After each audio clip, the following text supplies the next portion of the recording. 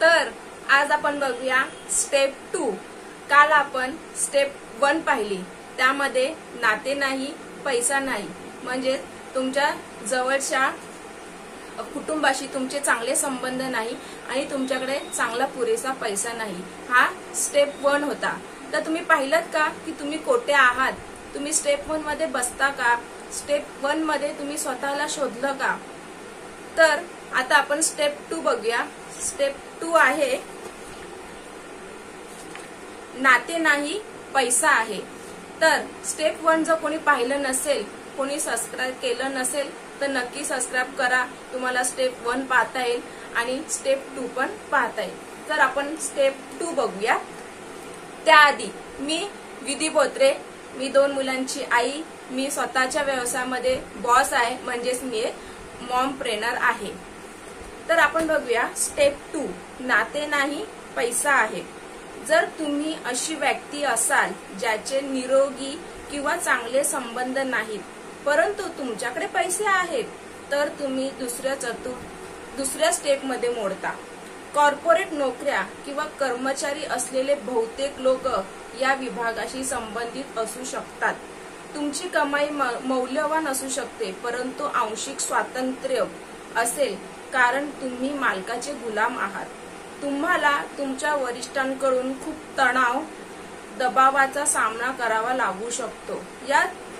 या चौकोनातील म्हणजे जो डायग्राम सांगितलेला आहे, त्या डायग्राम मध्ये लोक कामाकडे जास्त आणि कौटुंबिक जीवनाकडे कमी लक्ष देतात, त्यामुळे कौटुंबिक संबंध ताणलेले जातात। या व्यतिरिक्त काही वेळा तुम्ही काम करत असलेल्या कामाचा तुमच्या नियोक्त्याद्वारे किंवा कुटुंबाद्वारे अनेकदा आदर केला जात नाही आणि ओळखला जात नाही, ज्यामुळे तुम्ही कामाच्या ठिकाणी ओळख मिळवण्यासाठी अधिक ऊर्जा केंद्रित करू शकता।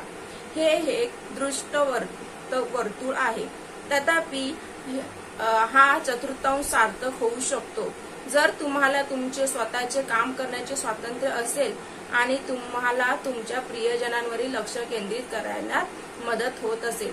म्हणजे ह्याच्यात काय सांगितलेलं आहे, नाते नाही, पैसा आहे, पण आपण पैसे कमवायच्या नादाने मला इकडे काम करायचंय, मला तिकडे काम करायचंय, मला इकडे जायचंय, हे करता करता पैसे कमवता आपण आपली नाती विसरून जातो की आपली जवळची फॅमिली, जसे की आपले आई वडील, आपली मुलं, आपली वाईफ किंवा भाऊ बहीण यांच्याशी आपण जास्त बोलणं ठेवत नाही, कारण की आपण कामामध्ये भरपूर गुंततो।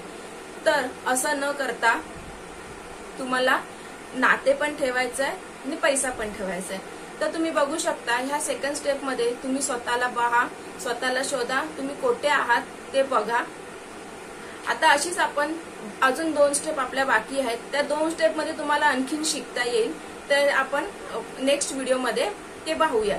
तर नक्कीच माझ्या व्हिडिओला लाईक, शेअर आणि सबस्क्राइब करायला विसरू नका।